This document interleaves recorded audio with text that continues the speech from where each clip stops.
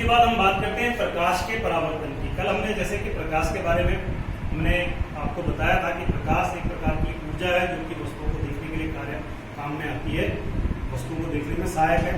तो अब हम बात करते हैं, हमने 3 चीजों के बारे में आपको बताया था कि प्रकाश का परावर्तन हमें पढ़ना है, प्रकाश का अपवर्तन हमें पढ़ना है, प्रकाश का विवर्तन हमें पढ़ना है। 3 चीजों में से सबसे पहली चीज है प्रकाश का परावर्तन, यानी कि रिफ्लेक्शन ऑफ लाइट। जब प्रकाश की किरण किसी भी तल पर टकराती है तो उसके पश्चात उसी माध्यम में वापस आ जाती है जिस माध्यम से वो जा रही है। तो अगर वो उसी माध्यम में वापस आ जाती है उसको ही हम प्रकाश का परावर्तन कहते हैं।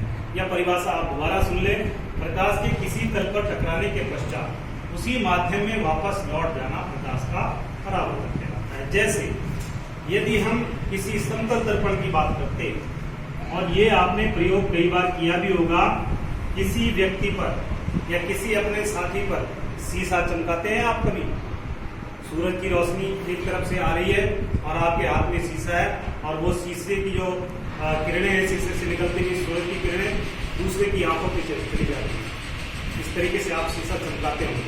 तो उसी घटना को हम इसके द्वारा समझ जा रहे हैं। ठीक है, माना कि ये समतल दर्पण है जो कि हम यहाँ पे दिखा रहे हैं और इसकी एक सतह पॉलिश की हुई है जिसको कि हम इस तरीके से लाइनों से दिखा रहे हैं। अगर किसी दर्पण को दिखाना होगा तो उसकी एक सतह को हम पॉलिश से इस तरीके से दिखाते हैं। ठीक है, अब अगर प्रकाश को आपने प्रकाश की किरण को इस तरीके से भेजा तो ये ठीक लगभग उसी तरीके से तिरछी मूर्ति भी चली जाएगी।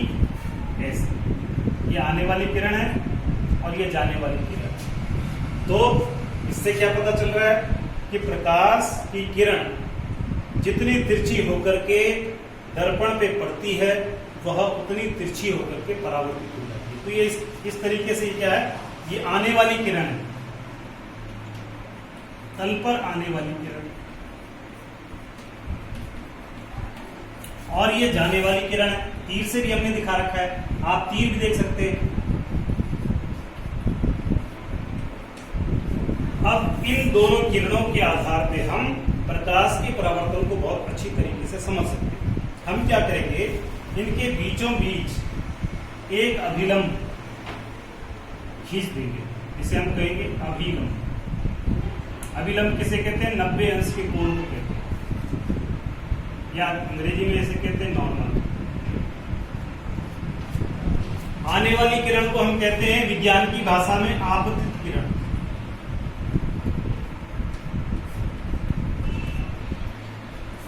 अंग्रेजी में इसे कहें इंसिडेंट रेज।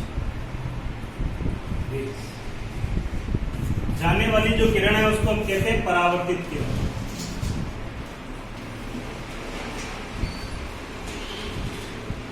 या कहें रिफ्लेक्टेड रेज।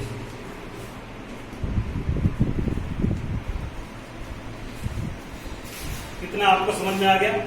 एक आने वाली किरण जिसे हमने आपतित किरण कहा, एक जाने वाली किरण जिसे हमने परावर्तित किरण कहा, और यहां पर आप देख रहे होंगे जहां पर ये तीनों अभिलंब भी है, आपतित किरण भी और जाने वाली किरण है, इसको हम कहते हैं आपतन बिंदु।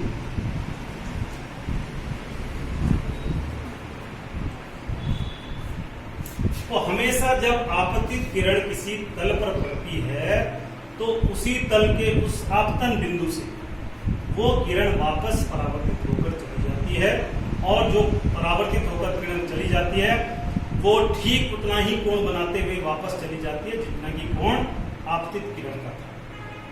हमने अभिलंब खींचा है यह पता करने के लिए कि इस अभिलंब और इस आपतित किरण के बीच में देखो एक कोण बन रहा है, तो ये कोण कितना है, और इस अभिलंब और जाने वाली यानी कि परावर्तित किरण के बीच में भी एक कोण बन रहा है, ये कितना बन रहा है।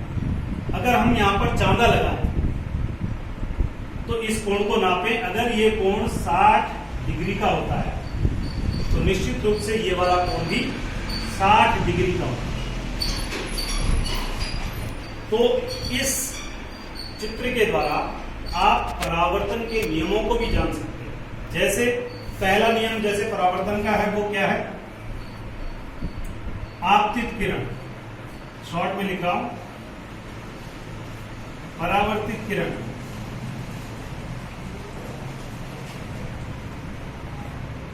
तथा अभिलंब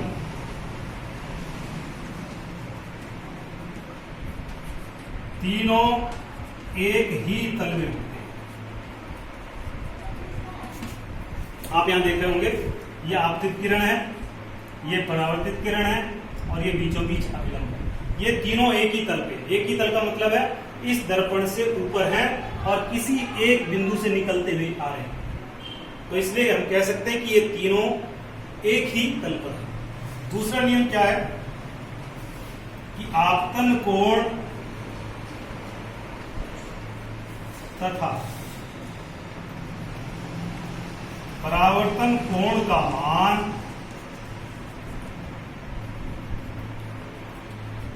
बराबर होता है। यहां पे आप देखेंगे कि आपतन कोण 60 अंश का है और परावर्तन कोण भी 60 अंश का है। तो हम कह सकते हैं कि दोनों कोण बराबर है। समतल दर्पण से जब परावर्तन होता है तो वो इसी तरीके से होता है। तो आप देखेंगे तीसरा, या ये भी कह सकते हैं कि जो आपतन कोण है उसको आई यानी इंसिडेंट रेंज से इंगित किया जाता है और परावर्तन कोण को स्मॉल आर लिखा जाता है। तो यानी कि हम ये भी कह सकते हैं कोण आई इक्वल्स टू आर। ठीक, तो ये दो परावर्तन के नियम यदि आपने इस चित्र के माध्यम से अपने आप इसको कर सकते हैं, कोई मुश्किल काम नहीं है, क्योंकि ये चित्र में आपको साफ साफ नजर आ रहा है। ठीक है, तो इस आधार पे आप परावर्तन के नियमों को भी जान सकते हैं। Thank you.